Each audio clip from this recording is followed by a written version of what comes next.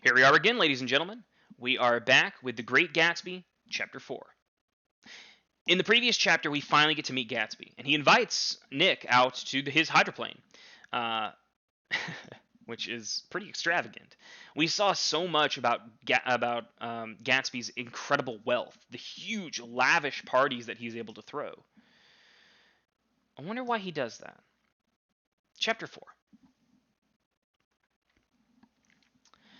On Sunday morning, while church bells rang in the villages along the shore of the world, and its mistress returned to Gatsby's house and twinkled hilariously on his lawn.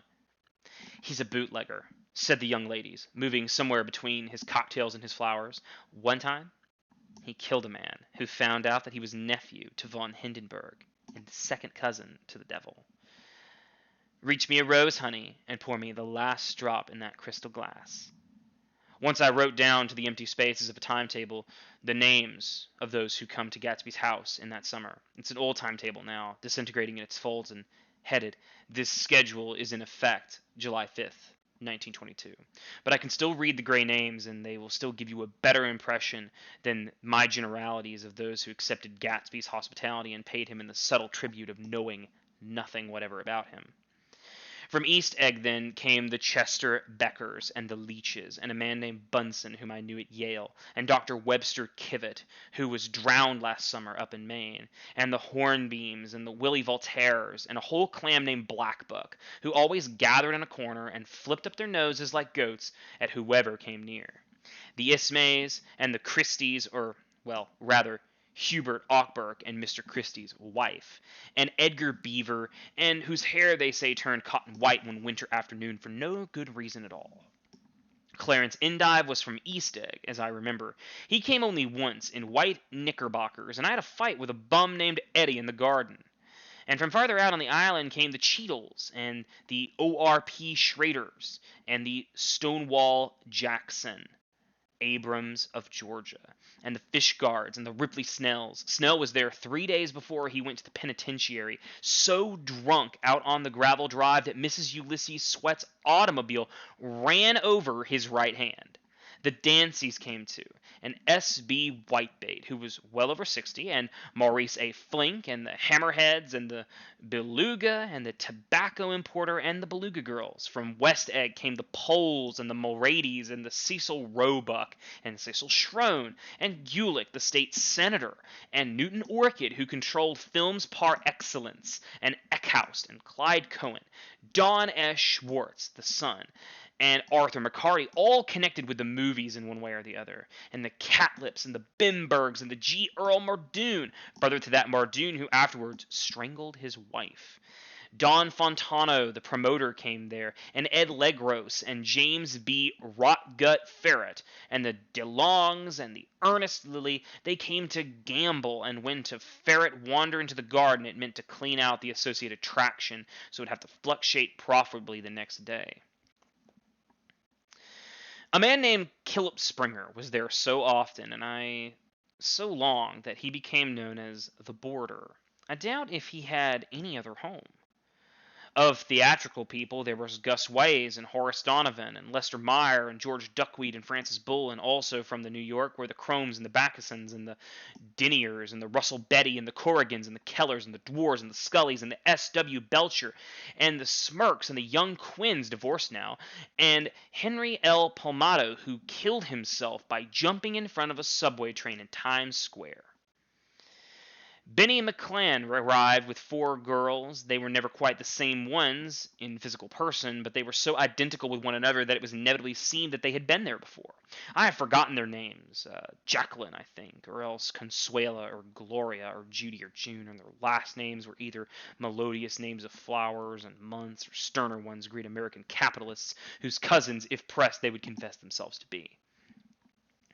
In addition, I remember to all of these, I can remember the Faustina O'Brien came there at least once, and the Bedecker girls, and the young brewer had his nose shot off in the war, and Mr. Aubuchsberger, and Mr. Haig, his fiancée, and Ardita Fitzpeters, and Mr. P. Jewett, once head of the American Legion, and Miss Claudia Hip, with a man reputed to be her chauffeur, and a prince of something, whom we called Duke, and whose name, if I ever knew it, I've forgotten. All of these people came to Gatsby's house in the summer. At 9 o'clock one morning in July, Gatsby's gorgeous car lurched up to the rocky drive to my door and gave out a burst of melody from its three-noted horn. It was the first time he had called on me, though I had gone on two of his parties mounted in his hydroplane, and at his urgent invitation made frequent use of his beach. "Good morning, old sport. You having lunch with me today? And I thought we'd ride up together." He was balancing himself on the dashboard of his car, with that resourcefulness of movement that is so peculiarly American. That comes, I suppose, with the absence of lifting work or rigid sitting in youth, and even more with the formless grace of our nervous, sporadic games. This quality was continually breaking through his punctilious manner. It was in the shape of restlessness. He was never quite still. There was always a tapping of a foot somewhere, or the impatient opening and closing of a hand. He saw me looking with admiration at his car. "It's pretty, isn't it, old sport?" He jumped off to give me a better view. "Haven't you ever seen it before?" I'd seen it. Everyone had seen it. It was a rich cream color, bright with nickel, swollen here and there in its monstrous length with triumphant hat boxes, supper boxes, and tool boxes, terraced with a labyrinth of windshields that mirrored a dozen suns, sitting down behind many layers of glass in a sort of green leather conservatory. We started to town. I talked with him perhaps a half a dozen times in the past month and found, to my disappointment, that he had little to say. So my first impression that he was a person of some undefined consequence had gradually faded, and he had become simply the proprietor of an elaborate roadhouse next door. We came to that disconcerting ride. We hadn't reached West Egg Village before Gatsby began leaving his elegant sentences unfinished and slapping himself indecisively on the knee of his caramel-colored suit. "Look here, old sport," he broke out surprisingly. "What's your opinion of me, anyhow?" A little overwhelmed, I began the generalized evasions of that which that question deserves. "Well, I'm going to tell you something about my life," he interrupted. "I don't want you to get the wrong idea of me from all these stories you hear." So he was aware of the bizarre accusations that flavored his conversation in the halls. "I'll tell you God's truth." His right hand suddenly ordered divine retribution to stand by. "I am the son of some wealthy people in the Middle West. All dead now. I was brought up in America, but educated at Oxford, because all my ancestors had been educated there for many years. It's a family tradition." He looked at me sideways, and I knew why Jordan Baker had believed he was lying. He hurried the phrase, "educated at Oxford," or swallowed it, or choked on it, as though it had bothered him before. And with this doubt, his whole statement fell to pieces, and I wondered if there wasn't something a little sinister about him after all. "What part of the Middle West?" I inquired casually. "San Francisco." "I see. My family all died, and I came into a good deal of money." His voice was solemn, as if the memory of that sudden extinction of a clan still haunted him. For a moment, I suspected he was pulling my leg, but a glance at him convinced me otherwise. "After that, I lived like a young Rajah in all the capitals of Europe. Paris, Venice, Rome, collecting jewels, chiefly rubies, hunting big game, painting little things, for myself only, and trying to forget something very sad that happened to me very long ago." With an effort, I managed to restrain my incredulous laughter. The very phrases were worn so threadbare that they evoked no image except that of a turbaned character leaking sawdust at every pore as he pursued a tiger through the Bois de Boulogne. "Then came the war, old sport. It was a great relief. I tried very hard to die. But I seemed to bear an enchanted life. I accepted commission as first lieutenant when it began, in the Argonne Forest. I took 2 machine-gun detachments so far forward that there was a half-mile gap on either side of us where the infantry couldn't advance. We stayed there for 2 days and 2 nights, 130 men with 16 Lewis guns. And when the infantry came up, they found the insignia of 3 German divisions among the piles of dead. I was promoted to major, and every Allied government gave me the decoration, even Montenegro, little Montenegro down on the Adriatic Sea. Little Montenegro.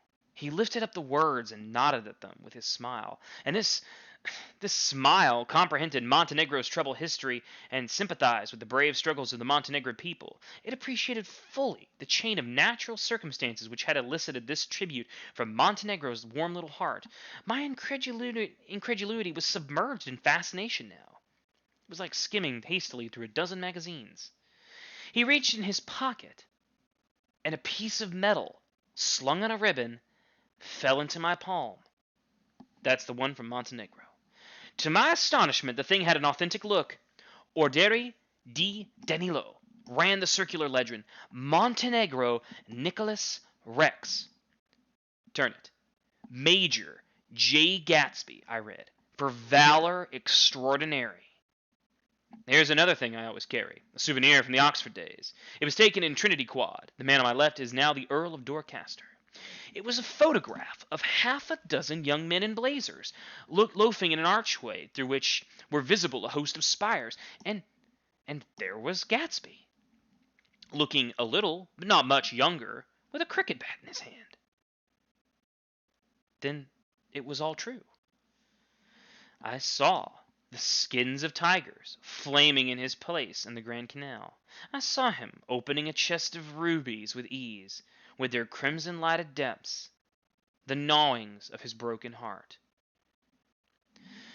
I'm going to make a big request of you today, he said, pocketing his souvenirs with satisfaction.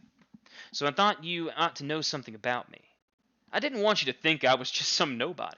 You see, I don't usually find myself among strangers because I drift here and there, trying to forget the sad thing that happened to me. He hesitated. You'll hear about it this afternoon. At lunch? No. This afternoon. I happen to find out that you're taking Mrs. Baker to tea. Do you mean you're in love with Miss Baker? No, old sport, no. I'm not. But Miss Baker has kindly consented to speak to you about this matter. I hadn't the faintest idea of what this matter was, but I was more annoyed than interested. I hadn't asked Jordan to tea in order to discuss Mr. J. Gatsby. I was sure the request would be something utterly fantastic, and for a moment I was sorry I'd ever set foot on his overpopulated lawn. He wouldn't say another word. His correctness grew on him as we neared the city. We passed Port Roosevelt, where there was a glimpse of red-belted ocean-going ships, and spread along the cobbled slum lined with dark, undeserted saloons of the faded glit 1900s. Then the Valley of Ashes opened on both sides of us. I had a glimpse of Mr. Wilson straining by the garage pump with panting vitality as we went by. With fenders spread like wings, we scattered light through half of Astoria. Only half, for as we twisted among the pillars of the elevated, I heard the familiar jug, spat of a motorcycle, and a frantic policeman rode alongside. All right, old sport, called Gatsby. We slowed down. Taking a white card from his wallet, he waved it before the man's eyes. Right you are, agreed the policeman, tipping his cap. Know you next time, Mr. Gatsby. Excuse me. What was that? I inquired. The picture of Oxford? I was able to do the commissioner a favor once, and he sends me a Christmas card every year. Over the great bridge, with the sunlight through the girders making a constant flicker upon the moving cars, with the city rising up across the river in white heaps and sugar lumps, all built with a wish out of non-olfactory money. The city seen from Queensboro Bridge is always the city seen for the first time, in its wild promise of all the mystery and the beauty of the world. A dead man passed us in a hearse heaped with blooms, followed by two carriages with drawn blinds and by more cheerful carriages for friends. The friends looked out with us at tragic eyes and short upper lips of the southeastern Europe, and I was glad at the sight of Gatsby's splendid car was included in their somber holiday. As we crossed Blackwell's Islands, a limousine passed us, driven by a white chauffeur, in which sat 3 modish Negroes, 2 bucks and a girl. I laughed aloud as the yolks of their eyeballs rolled towards us in haughty rivalry. Anything can happen now that we're slid across this bridge, I thought. Anything at all. Even Gatsby could happen, without any particular wonder. Roaring noon in a well-fanned 42nd Street cellar, I met Gatsby for lunch. Blinking away the brightness of the street outside, my eyes picked him out obscurely in the anteroom, talking to another man. "Mr. Carroway, this is my friend, Mr. Wolfenheim." A small, flat-nosed Jew raised his large head and regarded me with two fine growths of hair, which luxuriated in either nostril. After a moment I discovered his tiny eyes in the half-darkness. "So I took one look at him," said Mr. Wolfenheim, shaking my hand earnestly. "And what do you think I did?" "What?" I inquired politely, but evidently not addressing me, for he dropped my hand and covered Gatsby with his expressive nose. "I handed the money to Catspaw, and I said, 'All right, Catspaw. Don't pay him a penny till he shuts his mouth.' And he shut it then and there." Gatsby took an arm of each of us and moved forward into the restaurant, whereupon Mr. Wolfenheim swallowed a new sentence he was starting and lapsed into a somnambulary abstraction. "Highballs?" asked the head waiter. "This is a nice restaurant here," said Mr. Wolfenheim, looking at the Presbyterian nymphs on the ceiling. "But I like the across the street better." "Yes, highballs," agreed Gatsby. And then to Wolfenheim, "It's too hot over there." "Hot and small, yes," said Mr. Wolfenheim, "but full of memories." "What place is that?" I asked. "The old Metropole." "The old Metropole," brooded Mr. Wolfenheim gloomily, "filled with faces dead and gone, filled with friends gone now forever. I can't forget, so long as I live, the night they shot Rosie Rosenthal there. It was 6 of us at that table, and Rosie had eaten, drunk a lot all that evening, when almost morning the waiter came up to him with a funny look and said somebody wants to speak to him outside. 'All right,' says Rosie, and begins to get up, and I pulled him down to his chair. 'Let the bastards come in here if they want you, Rosie. But don't you, so help me, move outside this room.' It was 4 o'clock in the morning then, and if we had raised the blinds we'd seen daylight." "Did he go?" I asked innocently. "Sure he went." Mr. Wolfenheim's nose flashed at me indignantly. He turned around in the door and says, "Don't let that waiter take away my coffee." And then he went out on the sidewalk, and they shot him 3 times in his full belly and drove away. 4 of them were electrocuted," I said, remembering. 5 with Becker. His nostrils turned at me in an interested way. "I understand you're looking for a business, Gonington." The juxtaposition of these 2 remarks startling. Gatsby's answered for me. "Oh, no. This isn't the man." "No?" said Mr. Wolfenheim. He seemed disappointed. "This is just a friend. I told you we'd talk about that some other time." "I beg your pardon," said Mr. Wolfenheim. "I had a wrong man." A succulent hash arrived, and Mr. Wolfenheim, forgetting the more sentimental atmosphere of the old metropole, began to eat with ferocious delicacy. His eyes, meanwhile, roved slowly all around the room. He completed the arc by turning to inspect the people directly behind. I think that except for my presence, he would have taken one short glance beneath our own table. "Look here, old sport," said Gatsby, leaning towards me. "I'm afraid I made you a little angry this morning in the car." There was the smile again, but this time I held out against it. "I don't like mysteries," I answered, "and I don't understand why you won't come out and frankly tell me what you want. Why does this have to go through Miss Baker?" "Oh, it's nothing underhand," he assured me. "Miss Baker's a great sportswoman, you know. She'd never do anything that wasn't all right." Suddenly he looked at his watch, jumped up, and hurried from the room, leaving me and Mr. Wolfenheim at the table.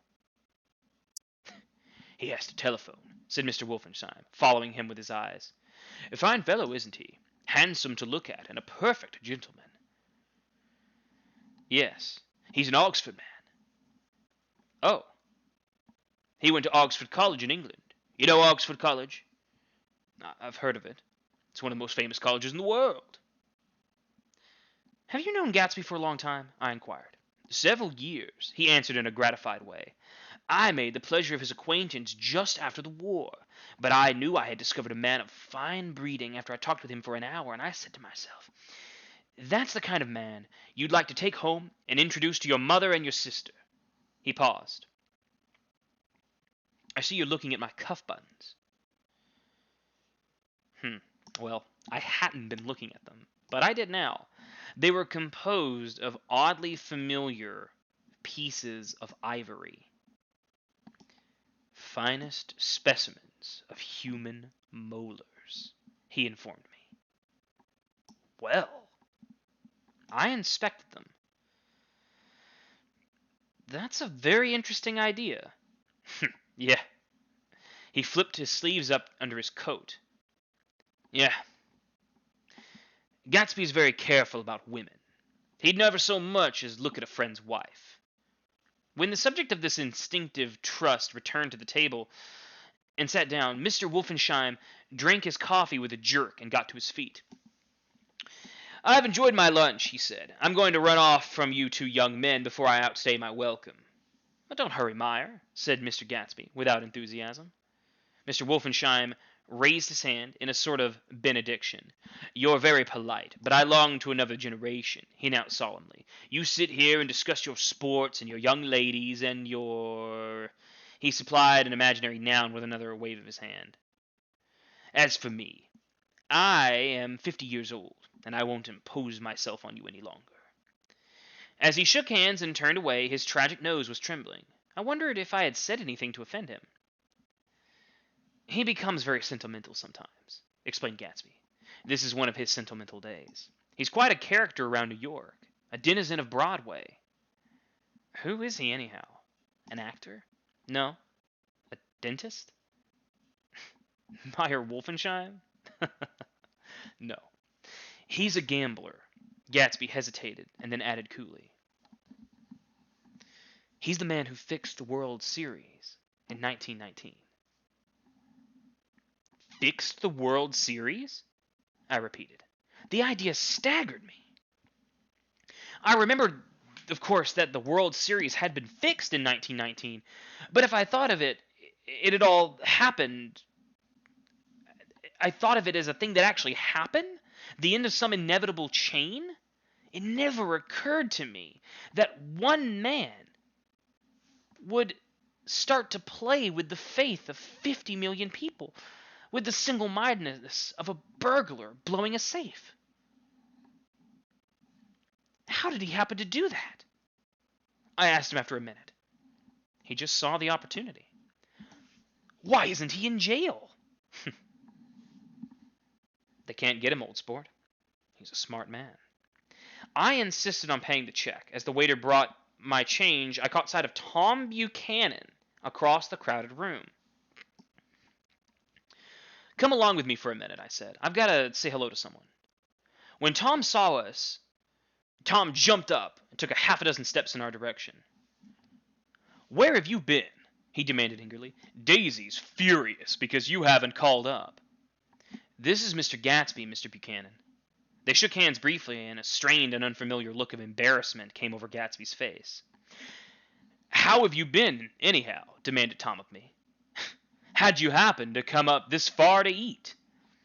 I'd been having lunch with Mr. Gatsby. I turned toward Mr. Gatsby, but he was no longer there. One October day in 1917, said Jordan Baker that afternoon, sitting up very straight on a straight chair in the tea garden of the Plaza Hotel. I was walking along from one place to another on the sidewalks and half along the lawns. I was happier on the lawns because I had shoes from England with rubber knobs in the soles that bit into the soft ground. I had on a new plaid skirt that blew up a little in the wind, and whenever this happened, the red, white, and blue banners all in front of the houses stretched out a stiff and said tut-tut-tut-tut-tut in a disapproving way. The largest of the banners and the largest of the lawns belonged to Daisy Fay's house. She was just 18, 2 years older than me, and by far the most popular of all the young girls in Louisville. She dressed in white, and had a little white roadster, and all day long the telephone rang from her house, and excited young officers from Camp Taylor demanded the privilege of monopolizing her that night, anyways for an hour. When I came opposite to her house that morning, her white roadster was beside the curb, and she was sitting in it with a lieutenant I had never seen before. They were so engrossed with each other they didn't see me until I was 5 feet away. Hello, Jordan, she called unexpectedly. Please come here. I was flattered that she wanted to speak with me because of all the older girls I admired her most. She asked me if I was going to the Red Cross and make bandages, and I was. Well then, would I tell them that she couldn't come that day? The officer looked at Daisy, while she wasn't speaking, in a way that every young girl wants to be looked at sometimes, and because it seemed romantic to me, I have remembered the incident ever since. He was Jay Gatsby. I didn't lay eyes on him again for over 4 years, and even after I had met him on Long Island, I didn't realize it was the same man. And that was 1917. By the next year, I had a few beaux myself and began to play in tournaments, and I didn't see Daisy very often, when she went with a slightly older crowd.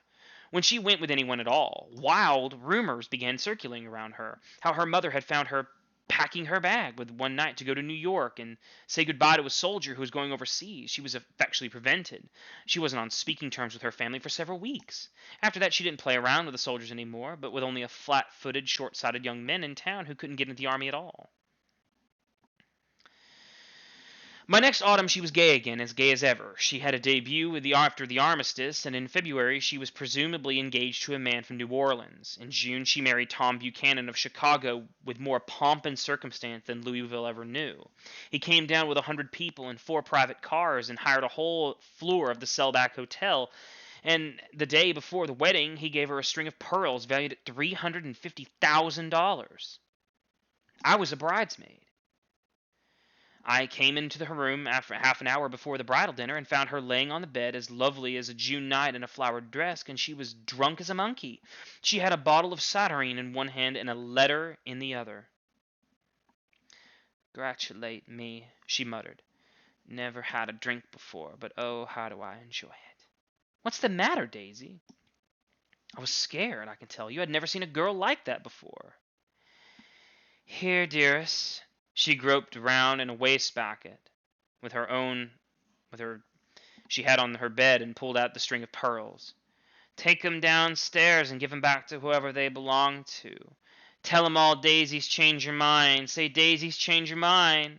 She began to cry. She cried, and I rushed out and found her mother's maid, and we locked the door and got her into a cold bath. But she wouldn't let go of the letter. She took it into the tub with her and squeezed it up into a wet ball, and only let me leave it in the soap dish when she saw that I was coming to pieces like a snow. But she wouldn't say another word. We gave her spirits of ammonia and put her ice in her forehead and hooked her back into a dress, and half an hour later we walked out of the room. The pearls were round her neck, and the incident was over. Next day at 5 she married Don Buchanan without so much as a shiver, and started off on a 3 months' trip around the South Sea. I saw them in Santa Barbara when they came back, and I thought I'd never seen a girl so mad about her husband. If he left her room for a minute, she'd look around uneasily and say, "Where's Tom gone?" and wear the most abstracted expression until she saw him coming in the door. She used to sit in the sand with his head in her lap by the hour, rubbing her fingers over his eyes, looking at him with unfathomable delight. It was touching to see them together. It almost made you laugh in a hushed, fascinated way. That was August. A week after I left Santa Barbara, Tom ran into a wagon on the Ventura Road one night and ripped a front wheel of his car. The girl who was with him got into the papers too because her arm was broken. She was one of the chambermaids in the Santa Barbara hotel. Then the next April, Daisy had her little girl, and they went to France for a year. I saw them one spring in Cannes and later in Deauville, and they came back in Chicago to settle down. Daisy was popular in Chicago, as you know, and they moved with a fast crowd, all of them young and rich, and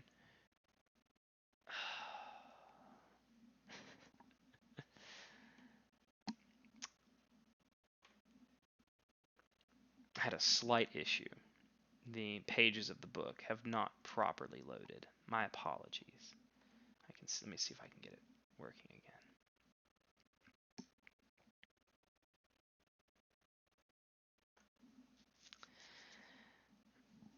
This is one of the most dense chapters of the book.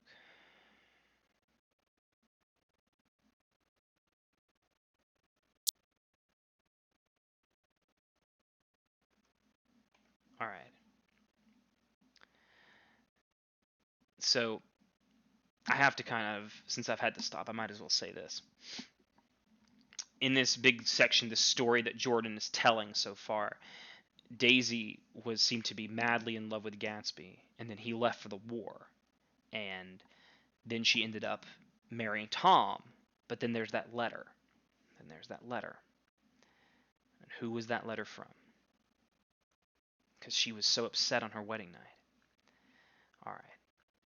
Anyway, my apologies. We're going to get back to the story very shortly.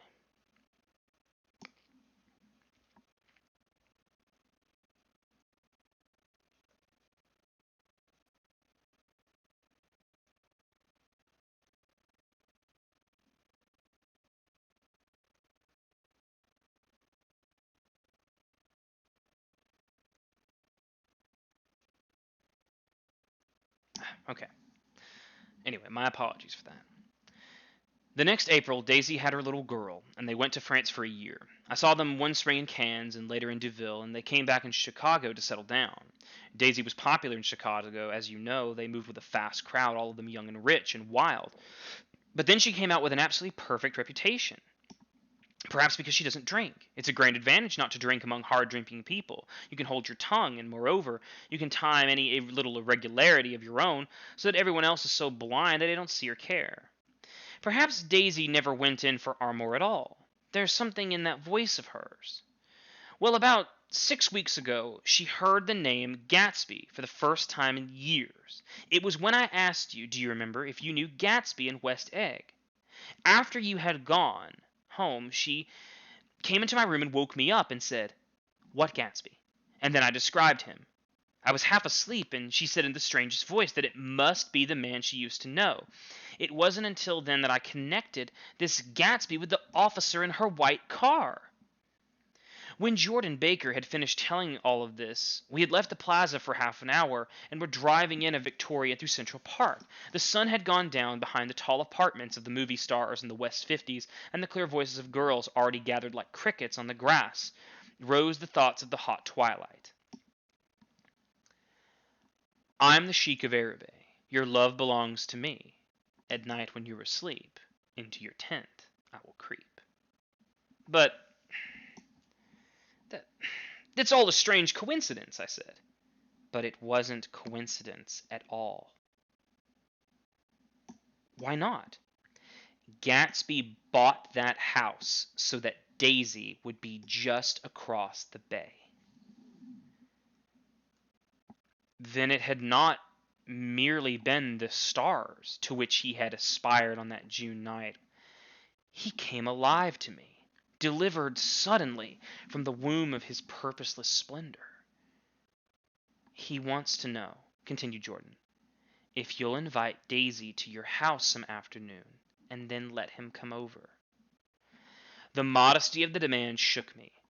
He had waited 5 years and bought a mansion where he dispensed starlight to casual moths so that he could come over to a stranger's garden. Did I have to know all this before he could ask such a little thing? He's afraid. He's waited so long, he thought you might be offended. You see, he's a regular tough underneath it all. Something worried me. Why didn't he ask you to arrange a meeting? He wants her to see his house, she explained, and your house is right next door. Oh. I think he half expected her to wander into one of his parties some night, went on Jordan. But she never did. Then he began asking people casually if they knew her, and I was the first one that he found. It was that night he sent for me at his dance, and you should have heard the elaborate way he worked up to it. Of course, I immediately suggested a luncheon in New York, and I thought he'd go mad. Oh, I don't want to do anything out of the way, he kept saying. I want to see her right next door. When I said you were a particular friend of Tom's, he started to abandon the whole idea. He doesn't know very much about Tom, though he says he's read a Chicago paper for years on just the chance of catching a glimpse of Daisy's name. It was dark now, and we dipped under a little bridge. I put my arm around Jordan's golden shoulder and drew her towards me and asked her to dinner. Suddenly I wasn't thinking of Daisy and Gatsby anymore, but of this clean, hard, limited person who dealt in universal skepticism and who leaned back jauntily just within the circle of my arm, and the phrase began to beat in my ears with a sort of heady excitement. There are only the pursued, the pursuing, the busy, and the tired. And Daisy ought to have something in her life, murmured Jordan to me. Does she want to see Gatsby? She's not to know about it. Gatsby doesn't want her to know. You're just supposed to invite her to tea. We passed a barrier of dark trees, and then the facade of the 59th Street, a blot of delicate pale light, beamed down into the park. Unlike Gatsby and Tom Buchanan, I had no girl whose disembodied face floated along the dark cornices and blinding signs. So I drew up the girl beside me, tightening my arms. Her wan, scornful mouth smiled. So I drew her up again, closer this time to my face. All right. My apologies for that little interruption. I should have checked the PDF I'm looking at to ensure it had all loaded. I hope that wasn't too disruptive for you. I apologize.